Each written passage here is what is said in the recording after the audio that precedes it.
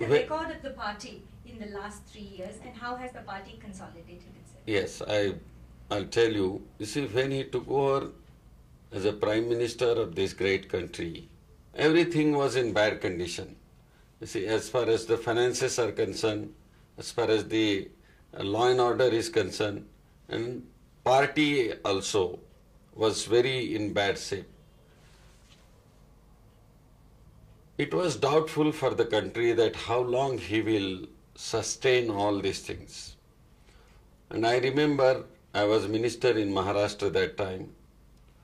Many people, even press, thinkers, they were telling that he will not survive more than 6 months. Many people were also telling that physically also he is not fit. But everyone in this country, right from a small man to big man, right from a laborer of this country to a top, a businessman, has seen that this man, about whom have little doubt when he took over as a Prime Minister of the country, that he will not give that much results. For 1 year it went as, there was no result as such.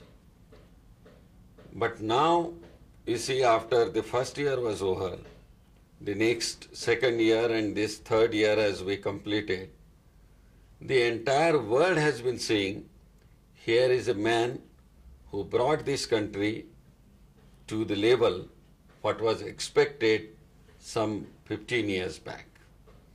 You know our condition when he took it over, our foreign reserves were only $6 billion, and now $18 billion. You know our position of GDP also, that when he took it over was only 1.2, and now it has gone to 4%. And in this year, the government has said very bluntly that will go to 5%. What it indicates? I remember when I came here in 1992 as a General Secretary of the Congress Party, many people told me that, Mr. Shinde, you are sitting in a... Talk of the achievements of the government. Yes.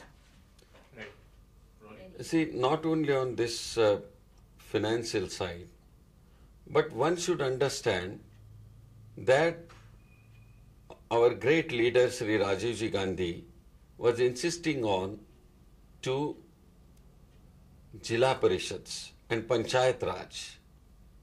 Very rightly, Narsingh Rao Ji took that cause and he gave the message to the country to have, a similar position throughout the country.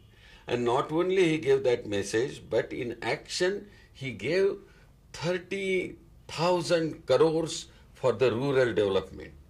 This was never in the history of India that such a big amount was given to a rural sector, and particularly those who are living in the villages.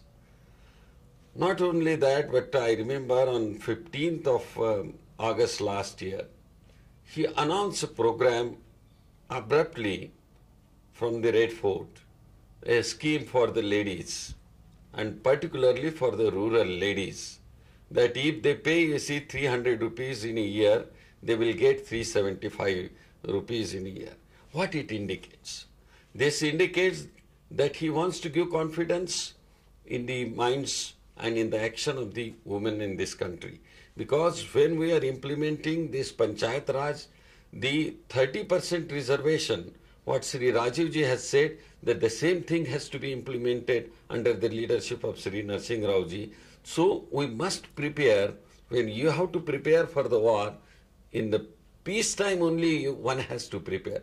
And thereby, this indication itself shows that Narsingh Rao Ji wants, women should prepare and take part in the financial activities of the rural activities also. And thereby, this scheme was also given. These are the preliminary things that he announced.